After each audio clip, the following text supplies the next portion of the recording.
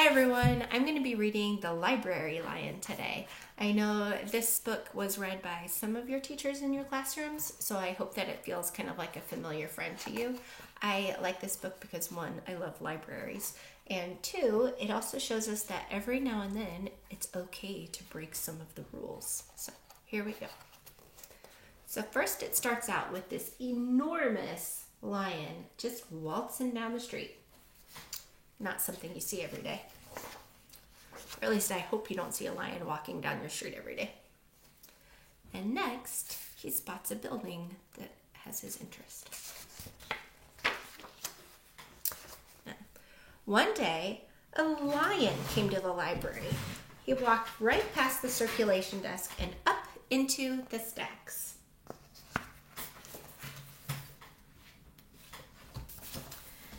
Mr. McBee ran down the hall to the head librarian's office. "Miss Merriweather," he called.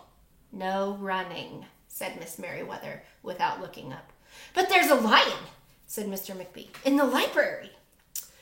"Is he breaking any rules?" asked Miss Merriweather. She was very particular about rule breaking. "Well, no," said Mr. McBee. "Not really." "Then leave him be." She seems like a cool customer. The lion wandered all around the library. He sniffed the card catalog. He rubbed his head against the new book collection. Then he padded over to the story corner and went to sleep. No one was sure what to do. There weren't any rules about lions in the library.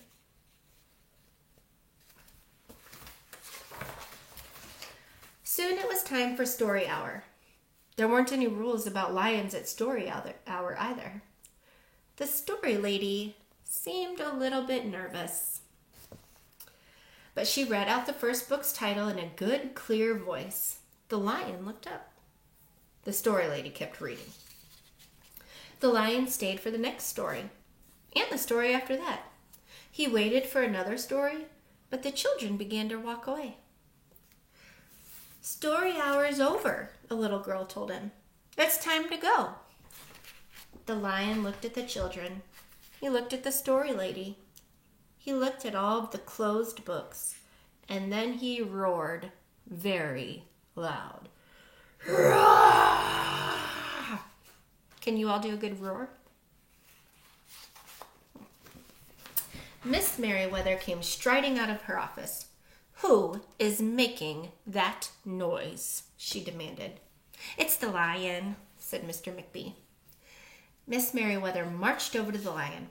"If you cannot be quiet, you will have to leave," she said in a stern voice. "Those are the rules." The lion kept roaring. He sounded sad. He looks a little sad, too. The little girl tugged on Miss Merriweather's dress.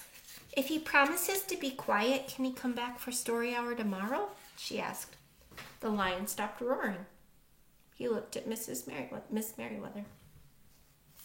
Miss Merriweather looked back. Then she said, "Yes, a nice quiet lion would certainly be allowed to come back for story hour tomorrow." "Hooray!" said the children. The next day, the lion came back.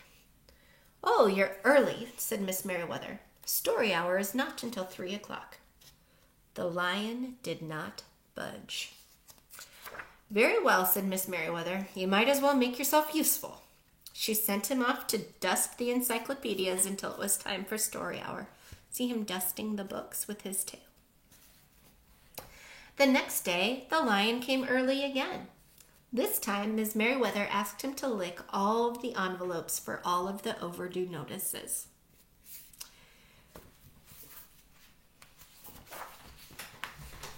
Soon, the lion began doing things without being asked.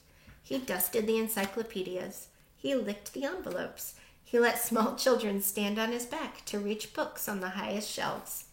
Then, he curled up in the story corner and waited for the story hour to begin. At first, the people in the library were nervous about the lion.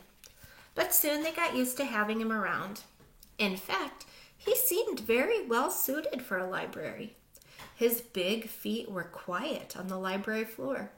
He made a comfy backrest for the children at story hour, and he never roared in the library anymore. "What a helpful lion," people said. They patted his soft head as he walked by. "How did we ever get along without him?" Mr. McBee scowled when he heard that. They'd always gotten along fine before. No lions were needed. Lions, he thought, could not understand the rules. They did not belong in the library. Do you see Mr. McBee back here in the corner, peeking around like, we don't need a lion? One day, after he had dusted all of the encyclopedias and licked all the envelopes and helped all of the small children, the lion padded down the hall to see Miss Merriweather's office to see what else there was to do. There was still some time left before story hour. "Hello, Lion," said Miss Merriweather. "I know something you can do. You can bring a book back into the stacks for me. Let me just get it down from the shelf." Miss Merriweather stepped up onto the step stool. The book was just out of reach.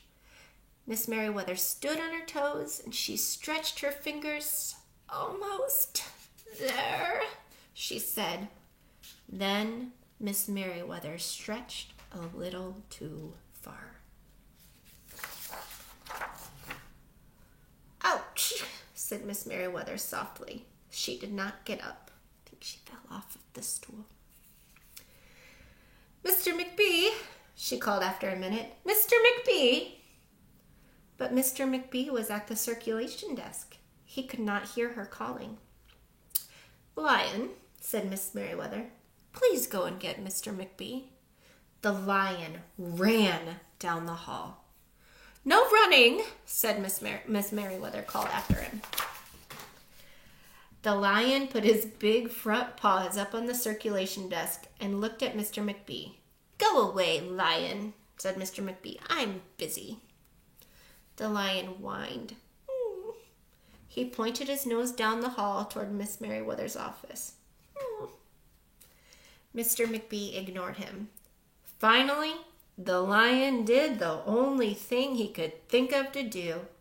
He looked Mr. McBee right in the eye.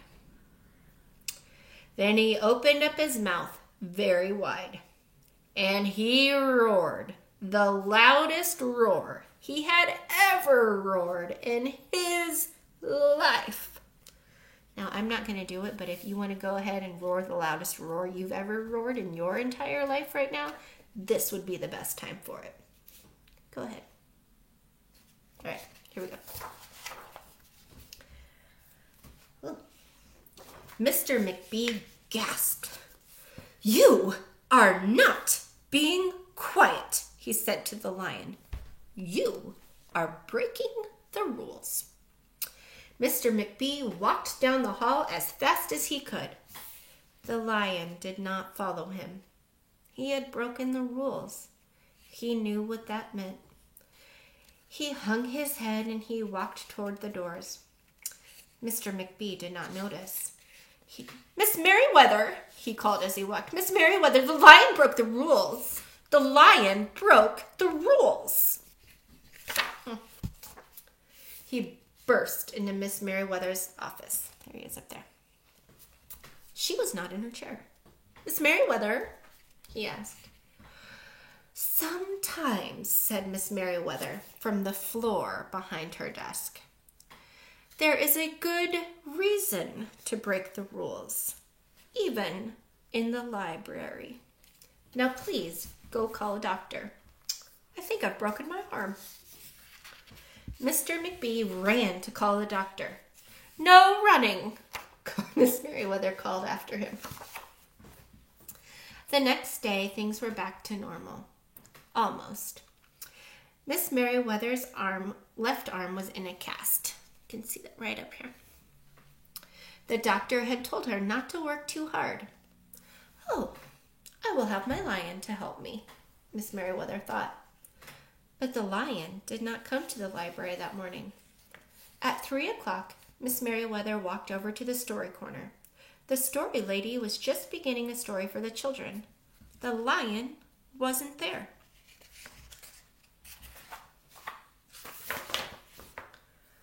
People in the library kept looking up from their books and computer screens, hoping they would see a familiar furry face.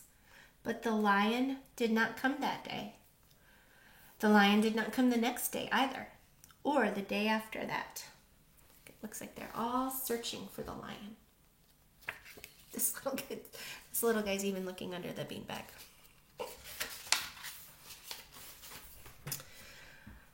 One evening, Mr. McBee stopped by Miss Merriweather's office on his way out. "Can I do anything for you before I go, Miss Merriweather?" he asked her. "No, thank you," said Miss Merriweather. She was looking out the window. Her voice was very quiet, even for the library. Mr. McBee frowned as he walked away.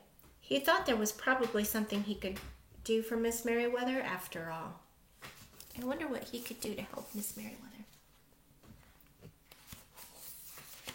Mr. McBee left the library, but he did not go home.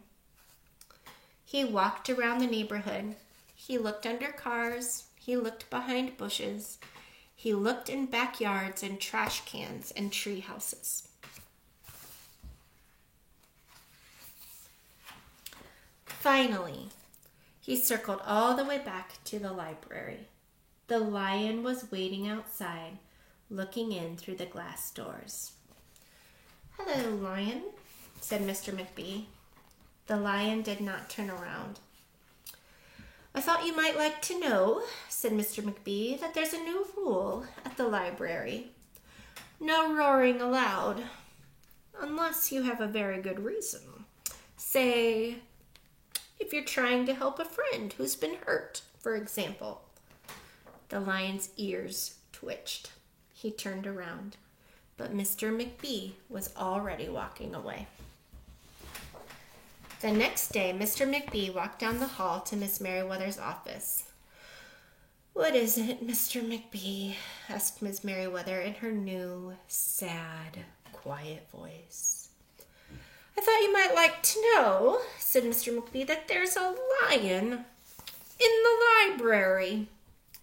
Miss Merriweather jumped up from her chair, and she ran down the hall.